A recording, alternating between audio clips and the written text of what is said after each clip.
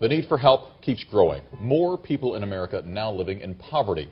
According to the Census Bureau, it's the most people in poverty since 1994. Good evening. This report covers 2009. According to the Census Bureau, a little more than 14% of Americans are now living in poverty. That's 43.6 million people, or 1 in 7. ABC 7's Teresa Gutierrez tonight looks at the problem of poverty here in Chicago. On Chicago's west side, a safe haven provides education, meals, and housing for those in need. This young single mother of 4 who does not want to be identified because of the stigma attached to homelessness lost her job and was living on the streets a week ago. I was living with a car with my children, and I was scared to look for better programs or housings because, I was scared that my kids would be taken away. There are millions and millions of people out there that are one paycheck away from being homeless themselves. We've got record number of foreclosures. A safe haven is a shelter and also an education and training center for individuals who are homeless or in jeopardy of becoming homeless.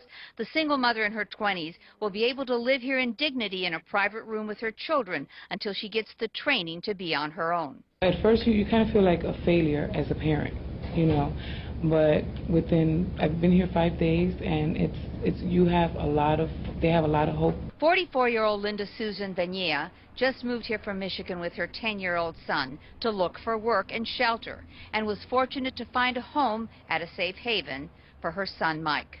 And from here, we're just hoping to find housing within the next couple of months, and I'm just trying to get back on track. Marshall Galbraith, a veteran, lived on the streets. He finally found shelter at Safe Haven and was trained in the kitchen. Galbraith now works as a cook at a Safe Haven and lives on his own. I just couldn't picture myself being in a shelter. I had this negative stigma that's always attached to a safe haven. I mean, not to a safe haven, but to a shelter. And what happened was, change came about. The challenge that we face is not the demand issue. We have plenty of demand for the services. In fact, you would even call this a booming business. But what we have is a challenge with funding issues. Well, Nellie Vasquez of the Safe Haven says that if the state continues to delay their payments and they continue to lose funding along with other organizations, the poverty and homelessness situation in this country is going to increase. She says it's a wake-up call that we need to start thinking of poverty and the impact it has on all of us.